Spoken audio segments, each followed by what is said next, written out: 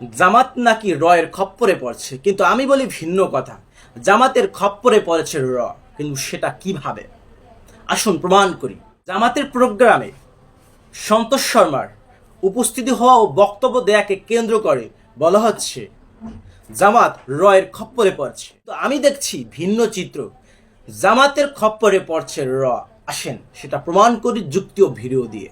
ধরুন, জামাত ইসলামী খুব ভালো করে জানে সন্তোষ শর্মা কে। তিনি পাক্কা রয়ের এজেন্ট, তাকে খুব ভালো করে জামাত ইসলামী চিনে।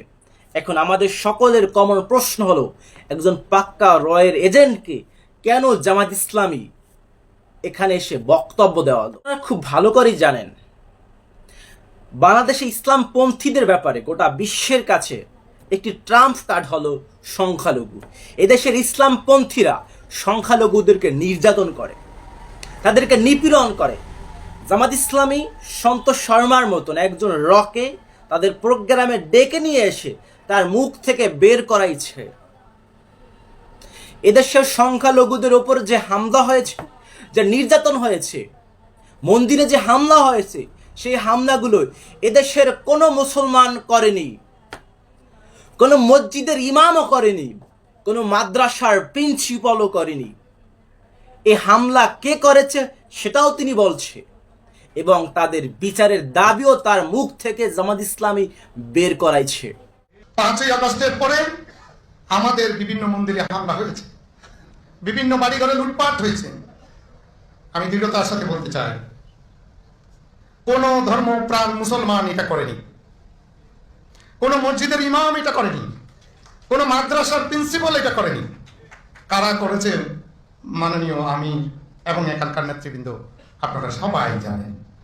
তারা দুর্বৃত্ত আমাদের দৃষ্টিতে, তাদের বিচারটা আমরা চাই। এটি 1 নম্বর পয়েন্ট।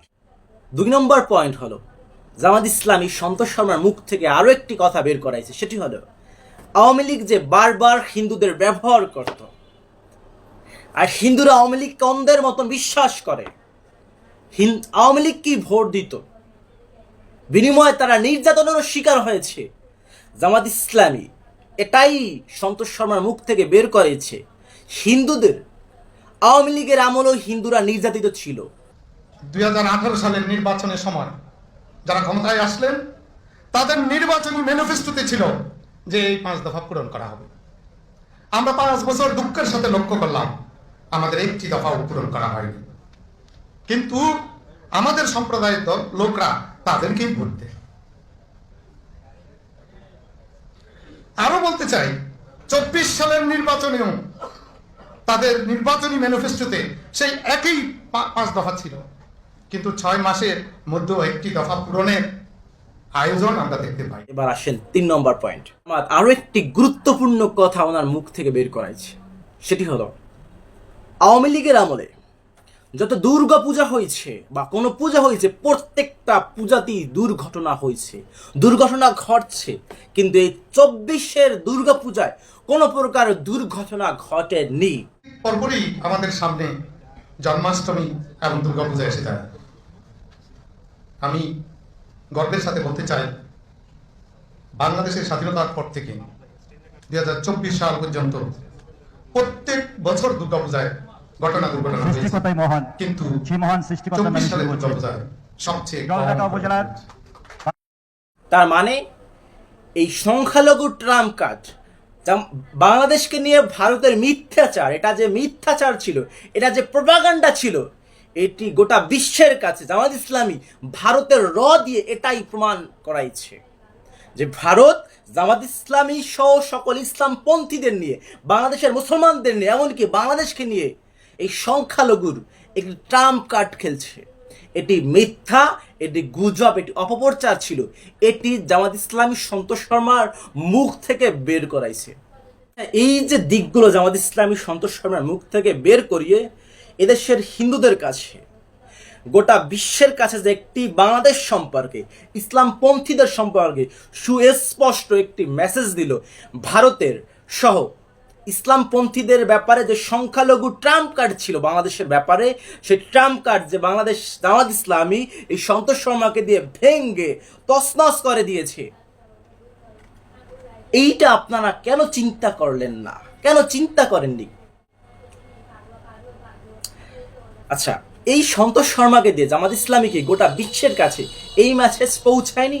এদেশের সংখ্যালঘুরা ভালো আছে, এদেশের সংখ্যালঘুরা নিরাপদে আছে, এদেশের সংখ্যালঘুরা নিরাপত্তা সহকারী আছে। উক্ত বিষয়গুলো বিশ্লেষণ করলে এটাই বোঝা যায় জামাত ইসলামীর ফাঁদে পা দিয়েছে র। এখন এই কথা কি জামাত ইসলামের নেতাকর্মীরা এসে ব্যাখ্যা দিবে? এইটা বোঝার জন্য আপনারও রাজনৈতিক মেধার প্রয়োজন। আমার প্রশ্ন হলো, এই সন্তোষ শর্মা যেহেতু র, উনি ইসলামওয়ালা, উনি আলেমদের বিপক্ষে অবস্থান নিয়ে তাদের নির্যাতন করেছে, তাহলে এত মাস পরও ওনার বিরুদ্ধে সেই সকল নির্যাতিত আলেমরা কেন একটা মামলাও এখনো করেনি? আমরা আপনাদেরকে সেই দাবি জানাবো, যাদেরকে নির্যাতন করেছেন এই সন্তোষ শর্মার বিরুদ্ধে আপনারা মামলা করেন। সেখানে জামাত ইসলামী যদি আপনাদের সাহায্য চাওয়ার পরও সাহায্য না করে, তখন আপনি জামাত ইসলামীকে এই দায়ে অভিযুক্ত করতে পারেন। জামাত ইসলামী শুভাকাঙ্ক্ষী কর্মীদের নিকট আমার আহ্বান হলো, নিজের মাথাকে অন্যের কাছে বর্গা দিয়েন না। আপনি খুব ভালো করে মনে রাখবেন, জামাত ইসলামীর কোনো নেতা এবং কর্মীরা কোনো নেতার অন্ধ আনুগত্য করে না। কেন অন্ধ আনুগত্য করবে? কেন অন্যায়কে প্রশ্রয় দেবে? কারণ জামাত ইসলামী যারা করে তারা তাদের পকেটের টাকা দিয়ে করে, প্রত্যেক মাসে তাদের টাকা দিতে হয়। জামাত ইসলামী থেকে তারা কেউ টাকা পায় না, দুনিয়াবি কোনো সুবিধাও জামাত ইসলামী তাদের পায় না। এবং যারা জামাত ইসলামী করে সকল কিছু জেনে কোনো সুবিধা পাবে না, সেগুলো জেনেই করে। আমি যখন আপনার কাছ থেকে কোনো টাকা নিব না, আপনার কাছ থেকে কোনো কিছু পাওয়ার ইচ্ছা আমার নাই, আকাঙ্ক্ষা আমার নাই, তাহলে আপনার অন্যায়কে আমি কেন আমার ভিতরে লালন করব? যদি জামাত ইসলামী ন্যায় ইনসাফের ভিত্তিতে পরিচালিত হতে না পারে, যদি জামাত ইসলামী কোনো অন্যায় কাজের সাথে জড়িত হয়, মনে রাখবেন জামাত ইসলামীকে ভেঙ্গে তছনছ করে দেওয়ার জন্য জামাত ইসলামের শপথের কর্মীরাই যথেষ্ট। এই ভাঙ্গার জন্য ইলিয়াস ভাইয়ের পরামর্শের প্রয়োজন হবে না।